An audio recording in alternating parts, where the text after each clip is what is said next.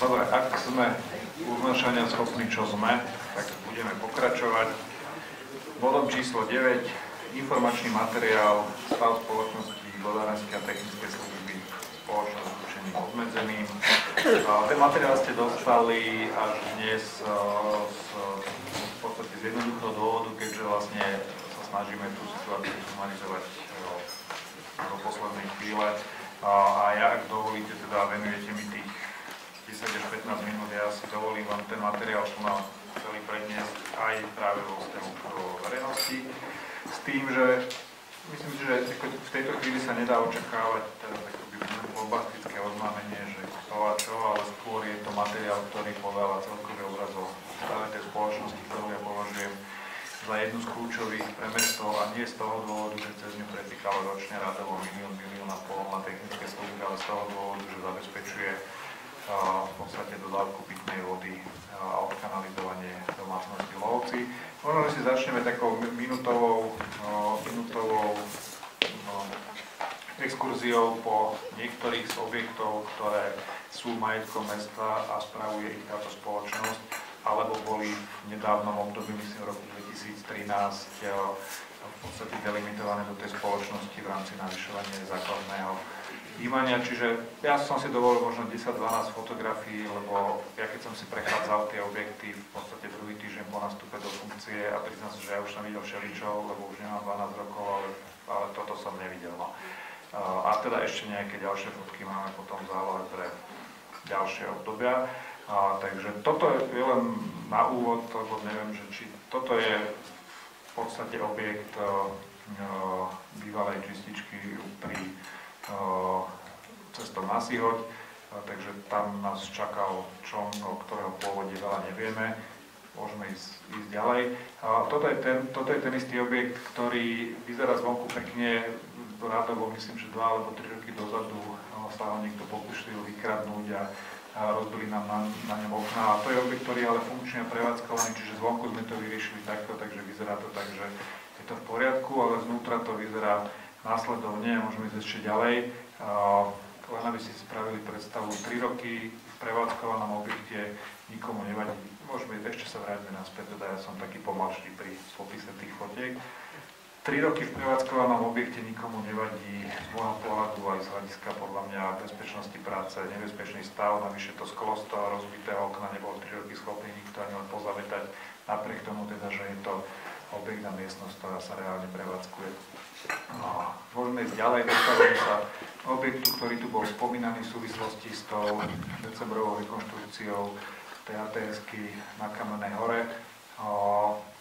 Tam len jednu poznámku, vlastne prvý týždeň po nastupe do funkcie som končil tým, že bola havária na vodovodnom potrubí na Jesenskej ulici, pri ktorej hrozilo odstavenie celého mesta od vody posledný víkend pred Vianocami, takže ďakujem pracovníkom VATS, že boli schopní tú poruchu odstrániť bez takéto veľké odstávky. A toto je druhá vec, ktorá sa vlastne riešila až v medzisviatočnom období, kedy zase hrozilo, že v prípade poruchy môže celá Kamenná hora ostať bez vody. No ale aby ste si spravili predstavu, tak toto je vlastne prevádzkový poriadok na prístupe do tohto objektu. Vtip tohto obrázku je v tom, môžeme ísť ďalej, že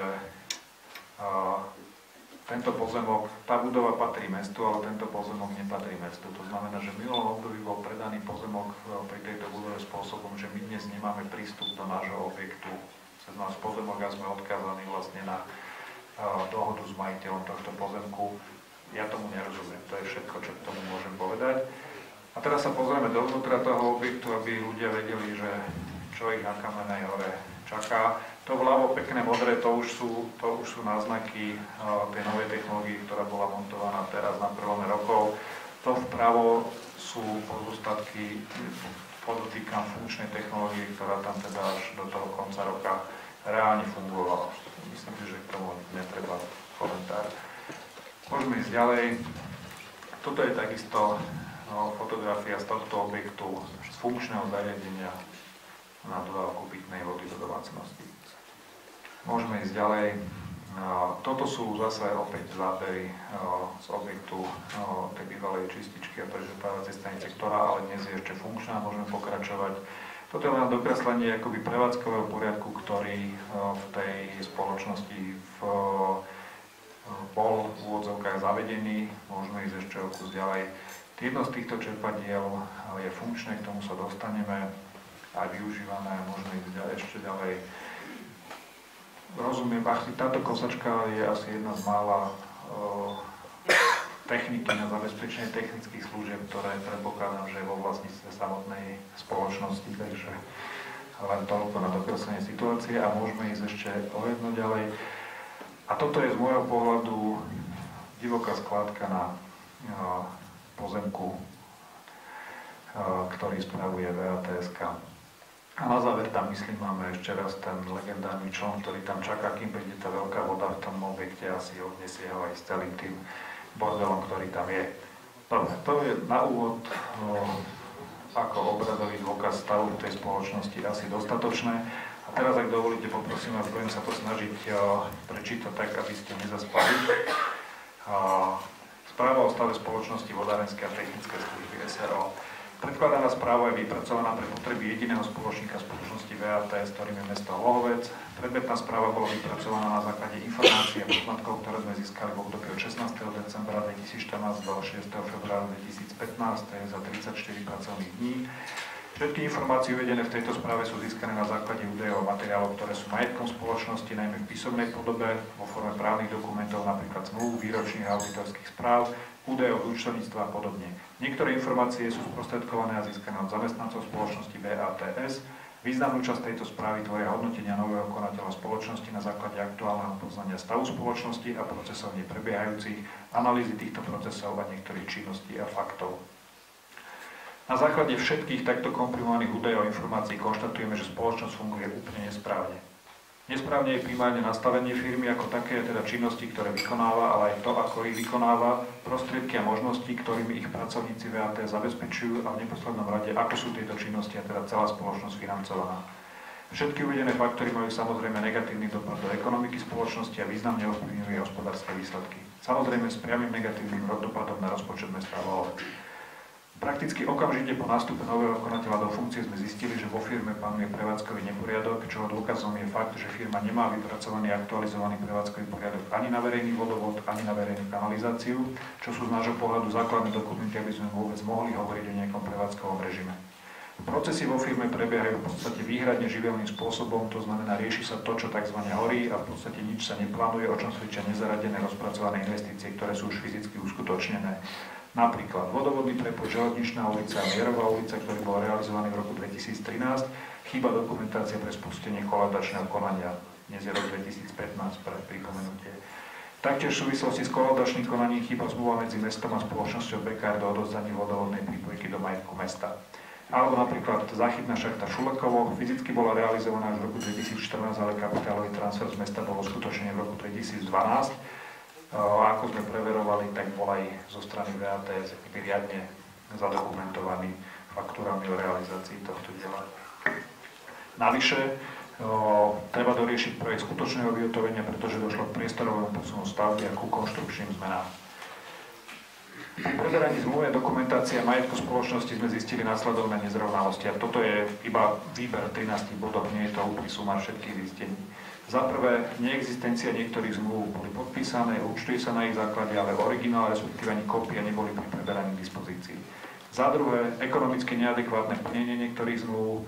Za tretie, havarijný stav majetku, najmä nehnuteľného, zatýkajúce strechy na garážach, celkovo zlý technický stav objektu na Šafárikovej ulici.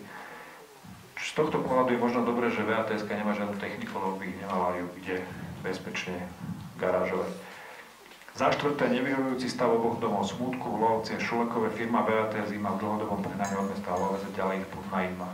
Za piaté, problémy s údržbou oboch areálov cintorínov plus problémy so zásobovaním užitkovou vodou na oboch cintorínoch.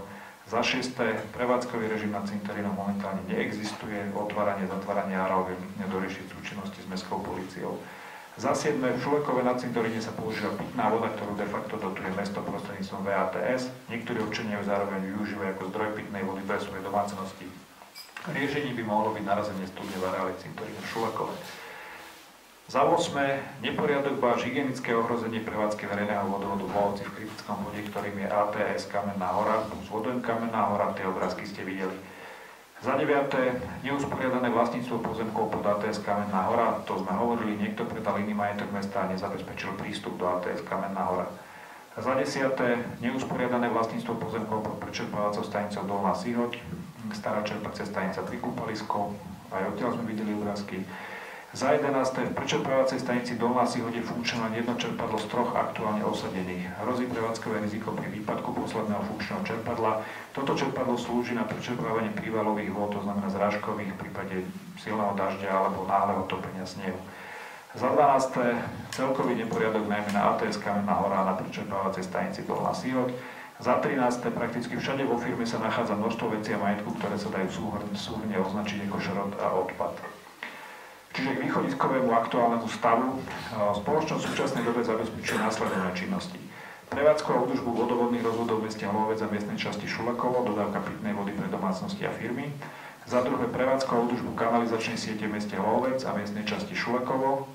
Za tretie tzv. Technické služby, čo, aby ste si predstavili, je to súbor viacerých činností podľa dodatku k zmluvy o výkone verejnoprospešných služieb a prác pre mesto Hlohovec. Ide o 36 činností naozaj veľmi rozmanitého charakteru, ktoré ale de jure zabezpečujú jedna osoba na plný fond pracovného času. A to ešte tým spôsobom, že de facto vlastne sú to dvaja ľudia, ktorí tomu venujú polovicu svojho pracovného času, ktorí to majú skumulované s inými činnosťami.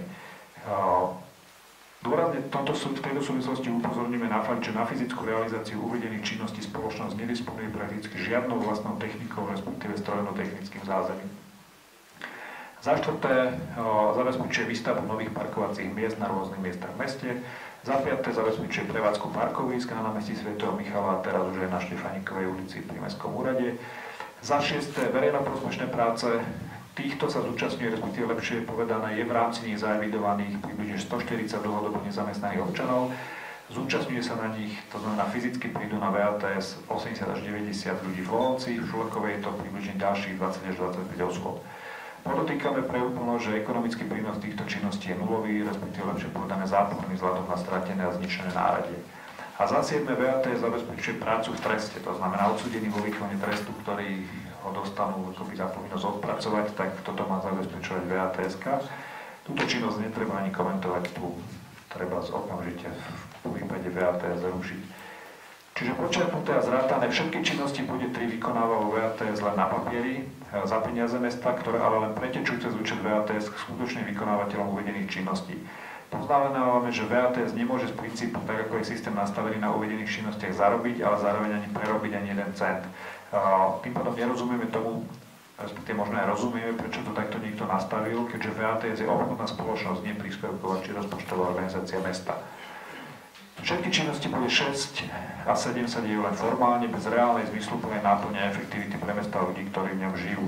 Naopak nám to vytvára problém, pretože keď ľudia vidia všetkých tých ľuďoch, ktorí sú na týchto aktivačných prácach a podobne v meste, ako nepracujú a my na to nemáme ale reálny dosah, ako ich efektívnejšie rozmiestniť po meste a realizovať tie činnosti, ktoré by v tom meste bolo treba realizovať. Všetky vyššie uvedené činnosti, ktoré sú zastrešené vlastne v podstate 6 pracovníkmi, pri celkovom počte pracovníkov spoločnosti VATS, ktorých je 19, ale v tom počte tých 6 pracovníkov, tých 19, je jedna upratovačka, 2 vrátnici, 8 robotníkov, vodárov, 1 ekonomka, 1 fakturantka, čiže z toho je 13 ľudí v tej výkonnej časti. Pokiaľ ide o to, ako by tá spoločnosť do budúcna mala fungovať a mala vyzerať, spoločnosť z nášho pohľadu pri dnešnom nastavení personálneho obsadenia je schopná efektívne vykonávať iba činnosti 1 a 2, to znamená vodu a kanál. A aj to v prípade, že je vedenie v súčinnosti s mestom a s mestským zastupiteľstvom zabezpečí nové investície. A teraz sa nebavíme do investícií na rekonštrukciu sietí vodovodných a kanalizačných. Hovoríme o investíciách, ktoré budú smerovať do strojno-technického vybavenia a rekonštrukcie areálu spoločnosti na Šafárikovej 30. Tieto investície budú primárne určené na servis a údržbu vodných a kanalizačných rozvodov v meste. To znamená, budú to stroje, ktoré je možné odfinancovať formou štandardného bankového financovania. V súčasnosti sme začali rokovania s bankami a analyzujeme indikatívne ponuky na parciálnu časť týchto zákaziek. Predstúpime s tým samozrejme pred poslancov v reálnom čase. A teraz možno krátko k štruktúre tých plánovaných investícií. Prvou je rýpadlo nakladač, to znamená bager s vozými nadstavcami, nakladace, viadučelová zubová lyžica, podkopová lyžica a tak ďalej, hydraulické burace, kladivo. My totiž to nemáme vlastný bager, to znamená, že napriek tomu, že máme desiatky, možno cez 100 oprav a výjazdov za rok, tak sme vždy odkázaní vlastne na úvodzovkách objednanie si, požičanie si zariadenia od tretej osoby, aby sme vôbec mohli tie opravy realizovať.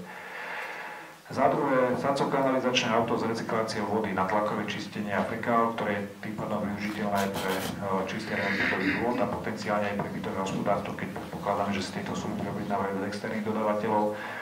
Aby som krátko vysvetlil, my sme vlastne mali kvôli technologickému a prevádzkovému poriadku čistiť kompletne tých 67 km kanalizácie v meste, ktoré máme minimálne raz ročne. Keďže VATS nemá takéto auto, tak si tieto služby objednáva a objednáva si to v režime do tých 20 000 na objednávku za rok, čo vyjde vlastne, že za tie peniaze sa dá externým spôsobom vyčistiť 5 km tej kanalizácie zo 67.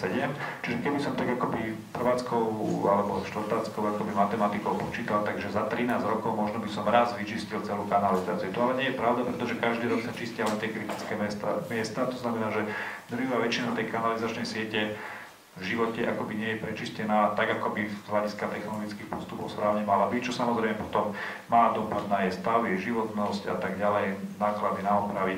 Čiže túto investíciu považujeme za nevyhnutnú, pokiaľ tá spoločnosť si má akoby efektívne plniť svoje povinnosti a starať sa o tú sieť, ktorú má v správe.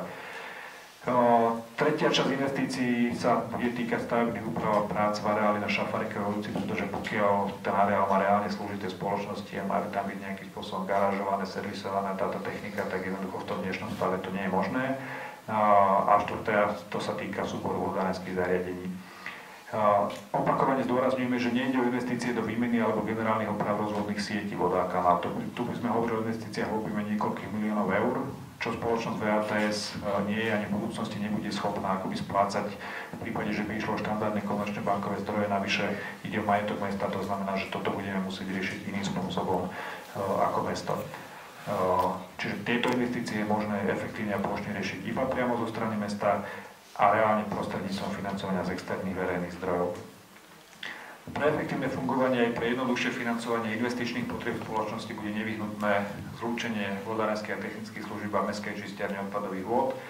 Tu si dovolím odbočku, to je asi, nechcem povedať, že jediná, ale jedna z mestských firiem, ktorá funguje najlepšie z toho, čo som videl za tie prvé 2 mesiace aj z hľadiska technologického, prevádzkového, z hľadiska poriadku a aj z hľadiska ekonomického výkonu. Mestská čovka však na rozdiel od VATS nie je 100% spoločnosťou mesta, okrem mesta Hlovec, ktorého podiel je tam 81,5%, je vlastníkom tejto spoločnosti, že stále firma Saneka ako nástupník Slovakofarmy, ktorá vlastní minoritný podiel 18,5%. Momentálne sa pripravuje rokovanie so Sanekou, keďže existuje predbežný písomný súhlas s rokovaním o odkúpení ich podielu, aby sme mohli odkúpiť predmetných 18,5% v čovke. Nie je nám zrejme, prečo sa zlúčenie VATS a ČOV neudialo už v minulých obdobiach, rozumiem viac ako 20 rokov, napriek tomu, že ponuka zo strany mesta na začiatok rokovaní bola opakovane akceptovaná aktuálnymi majiteľmi spoločnosti. Keďže v podstate všetci zainteresovaní, s ktorými sme uvedenú tému konzultujú, sa zhodujú na tom, že by to bol krok správnym smerom. Zároveň je to aj jediné logické a ekonomické riešenie fungovania do budúcnosti, to znamená spojenie VATS a ČOVky. Celý proces však môžu limitovať 2 faktory. Jeden faktor je samozrejme priebeh rokovaní so spoločnosťou Saneka a druhým je aktuálne znenie zmluvy na čerpanie eurofondov, ktoré boli použité na rekonštrukciu ČOVky v rokoch 2012 a 2013. Situáciu momentálne analyzujú právnici a hľadajú možné riešenie, ako skrátiť tú ochrannú lehotu, ktorá v opačnom prípade vyprší až v roku 2018. Z dlhodobého pohľadu je najpodstatnejším aspektom, ktorý môže najvýznamnejšie ovplyvniť hospodárenie a ekonomické výsledky spoločnosti, otázka ceny nakupovanej vody, respektíve vlastného zdroja vody. Tu len jedna poznámka. Podľa informácií znútra spoločnosti za posledné 4 roky nebolo nikto z VATS rokovať v Tavose o cene vody. To znamená, tak ako prišiel návrh od Tavosu, tak sa automaticky akceptoval a preklopil do zmluvy. Jednou z posudzovaných alternatív bude aj možnosť vybudovania vlastného zdroja vody, jednak z hľadiska reálnej existencie takéhoto zdroja, ale aj ekonomickej výhodnosti jeho vybudovania. Správu vypracoval nový konateľ spoločnosti inžinier Peter Gese. Ja len na záver informáciu, ako považovali sme za potrebné, keďže sme tú personálnu zmenu urobili hneď na tom ustanovujúcom zasadnutí, dať hneď na tom prvom riadnom zasadnutí Mestského zastupiteľstva vstupnú informáciu o tom, aký je v tej spoločnosti stav, aké sú možné riešenia. Rozumiem tomu, že ste možno čakali konkrétne zistenia, kto za to môže, ale myslím si, že z hľadiska celkovej zodpovednosti manažerskej, v úvodzovkách politickej, ale aj kontrolnej, pokiaľ ide o kontrolnú činnosť vykonávanú predchádzajúcim zastupiteľstvom, je tá zodpovednosť jasná. Ja v tejto chvíli hovorím, že nemienim v tejto chvíli míňať väčšinu svojej energie na akoby riešenie starých vecí, pretože je tu toľko práce, že jednoducho hľadáme tie riešenia a posúvame tú spoločnosť dopredu, čo neznamená, že pokiaľ v tej spoločnosti v priebehu jej reštrukturalizácie nenájdeme veci, ktoré treba riešiť aj iným spôsobom, že ich riešiť nebudeme. Čiže to je v tejto chvíli z mojej strany všetko, s tým, že otváram rozpravu, samozrejme k dispozícii aj pán konateľ spoločnosti, pán Gese, to znamená, že ak budete mať otázky na doplnenie, do vysvetlenie, tak môžete sa obracať aj na ňo.